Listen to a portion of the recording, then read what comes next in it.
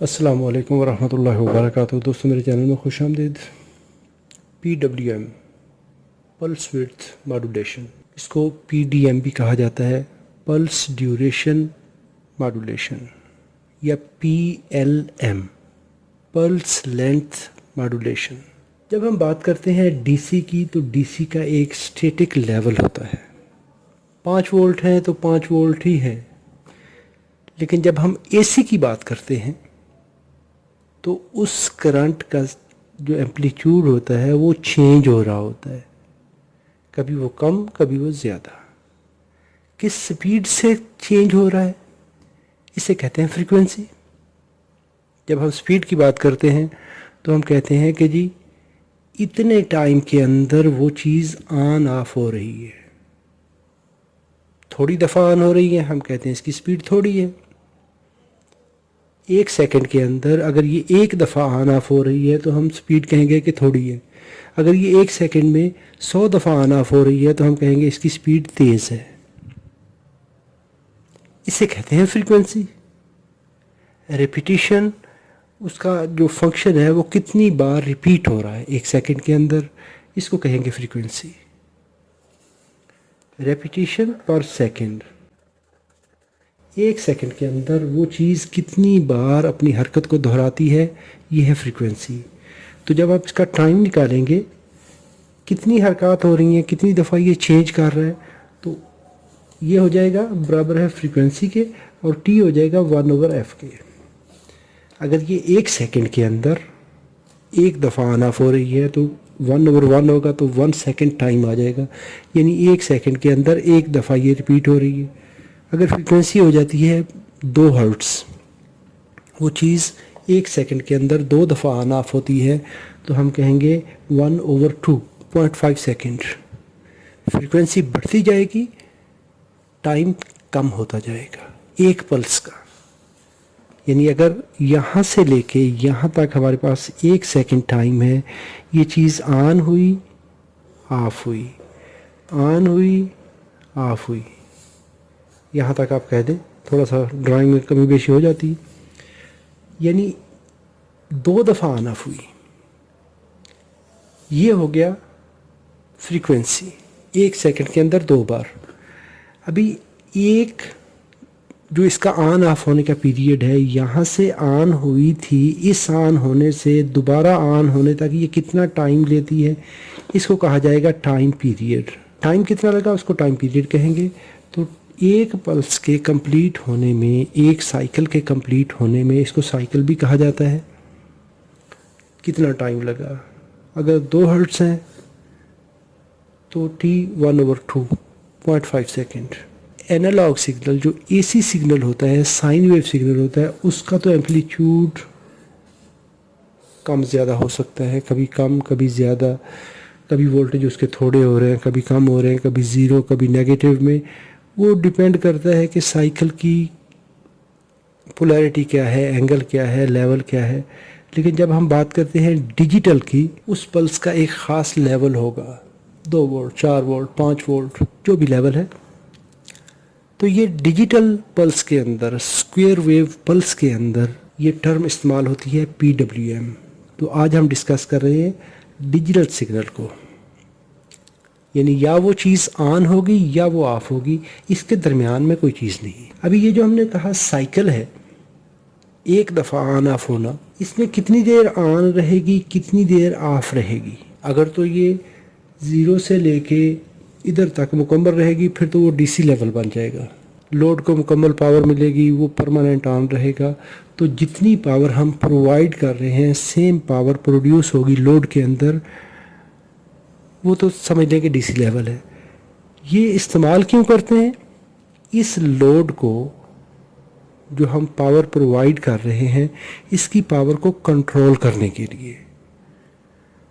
Control करने के लिए आप मैनुअली एक एनालॉग स्विच भी लगा सकते हैं, कोई भी उसमें ट्रांजिस्टर लगा के, लेकिन वो परमानेंटली पावर डिसिपेट करेगा, यानी इस लोड के सीरीज़ में एक लोड आ जाएगा।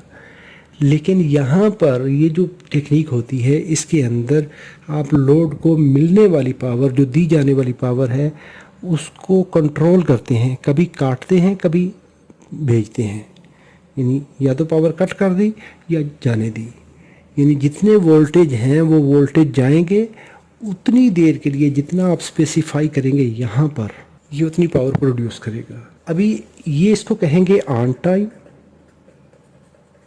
जिसमें लोड पावर लेगा, लोड अपना काम करेगा, और इसको कहेंगे ऑफ टाइम, जिसमें लोड ऑफ रहेगा। कितनी देर ऑन रहा और टोटल टाइम कितना था, इसको मल्टीप्लाई कर दे 100 के साथ, तो ये आ जाएगा हमारा ड्यूटी साइकिल। ये हो जाएगा परसेंट में कि टोटल टाइम इतना था, इसमें से इतना टाइम काम किया, इतने परसेंट लोड ने अपनी एफिशिएंसी दी। किसी मोटर को स्पीड को कंट्रोल करने के लिए, किसी ट्रांसफार्मर पे जो हम वोल्टेज अप्लाई कर रहे हैं उसको कंट्रोल करने के लिए ये टेक्निक यूज़ कर रहे हैं हम। अभी यहाँ पर देख लीजिए, ये जो पल्स आ रही है, इसका ये वाला डब्बा जो ऊपर जा रहा है, यहाँ से लेके ऊपर जाने तक, फिर यहाँ नीचे आने तक, यहाँ से फिर दोबारा ये ऊपर जा रहा है, इसको कहेंगे हम 1 साइकिल। इस ऊपर जाने से लेके इस ऊपर जाने तक, राइज टाइम तक, ये जो चीज़ है ये ऑन है, ये ऑफ है। सेम उसी तरह यहाँ पे आपको एलईडी पे डिस्प्ले हो रहा है। अभी इसमें हम थोड़ा सा चेंज लाते हैं। मैं इसका ड्यूटी साइकिल कम कर देता हूँ। अभी देखें, टाइम रिपीटिशन यहाँ से लेकर यहाँ तक उतना ही है, यानी फ्रीक्वेंसी हमने चेंज नहीं की। 1 सेकंड में एक ही बार ऑन ऑफ हो रहा है, लेकिन 20% ऑन होगा, 80% ऑफ रहेगा।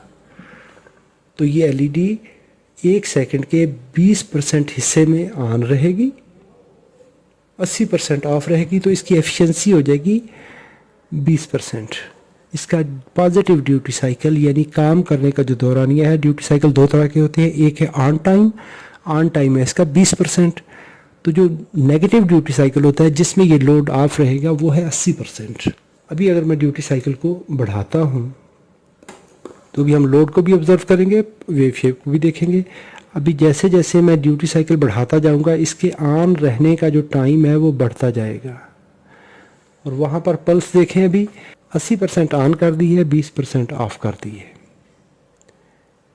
ये जो ऑन टाइम और ऑफ टाइम एक साइकिल के अंदर, इस पीरियड के अंदर आप इस पल्स को जितनी देर के लिए लोड ने पावर लेनी है इसको कंट्रोल करते हैं, ताकि लोड में हमारी ज़रूरत के मुताबिक वोल्टेज पहुँचे, जो मोटर है वो हमारी ज़रूरत के मुताबिक स्पीड दे, जो ट्रांसफार्मर है उसकी प्राइमरी में हमारी ज़रूरत के मुताबिक मैग्नेटिक फील्ड बने।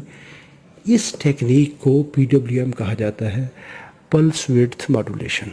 जितने परसेंट आप ड्यूटी साइकिल बढ़ाते जाएंगे, लोड को उतने वोल्टेज उतनी देर के लिए मिलेंगे, उतने ज़्यादा वक्त के लिए मिलेंगे, वो ज़्यादा फंक्शन करेगा। इसमें अभी फ्रीक्वेंसी बढ़ाते जाएंगे, इसमें पावर ज़्यादा मिलना शुरू हो जाएगी। लेकिन जब भी हम बात करते हैं इंडक्टिव लोड की, मोटर हो, ट्रांसफार्मर हो, वहाँ पर इंडक्टिव रिएक्टेंस भी होती है जिसको एक्सएल कहा जाता है। जब हम बात करते हैं इंडक्टिव लोड की,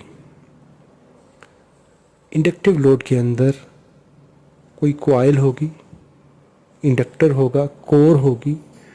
तो जब आप उसको एनालॉग सिग्नल देते हैं फ्रीक्वेंसी बेस्ड, तो वो इंडक्टिव रिएक्टेंस देता है एक्सएल 2 पाई एफ एल। इसमें भी 2 चीज़ें शामिल हो जाती हैं, एक इंडक्टर है और एक फ्रीक्वेंसी है। जो इन एक्सएल होता है वो एक आपकी कैलकुलेटेड रेजिस्टेंस होती है, लोड रेजिस्टेंस। इंडक्टर आपने परमानेंटली बना दिया, वाइंडिंग बना दी, इसके हिसाब से आप फ्रीक्वेंसी एडजस्ट करते हैं। जब फ्रीक्वेंसी और इंडक्टर दोनों इकट्ठे हो जाते हैं तो फिर एक्सएल निकलती है जो कि रेजिस्टेंस बनती है। इसके हिसाब से आप क्या करते हैं, बाकी सर्किट डिज़ाइन करते हैं। उसमें जो रेक्टिफायर हैं, कैपेसिटर हैं, सारी चीज़ें वो इसके हिसाब से आती हैं। अभी इसमें हम ना तो इंडक्टर चेंज कर सकते हैं ना फ्रीक्वेंसी चेंज कर सकते हैं। फ्रीक्वेंसी कम करेंगे, इसकी रेजिस्टेंस कम हो जाएगी। जैसे ही रेजिस्टेंस कम होगी तो हमारे इनपुट सर्किट से ज़्यादा करंट ड्रा होना शुरू हो जाएगी। ऐसी सूरत में हमारा इनपुट सर्किट डैमेज हो सकता है, ये भी ठीक नहीं है। तो फिर फ्रीक्वेंसी उसकी कोर के हिसाब से, उस बाकी सर्किट के हिसाब से फ्रीक्वेंसी स्टेबल रखी जाती है। सिर्फ on time V S off time ये चेंज किया जाता है। इसके चेंज करने से जो हमारे लोड में मिलने वाली पावर है वो कंट्रोल होती है। उम्मीद करता हूँ वीडियो आपके लिए मालूमाती होगी। अगर मालूमाती है तो इसको लाइक ज़रूर कीजिएगा। कोई सवाल हो तो कमेंट में लिखिए। अपना और अपने प्यारों का बहुत सारा ख्याल रखिए। अस्सलाम वालेकुम वरहमतुल्लाहि वबरकातुहू।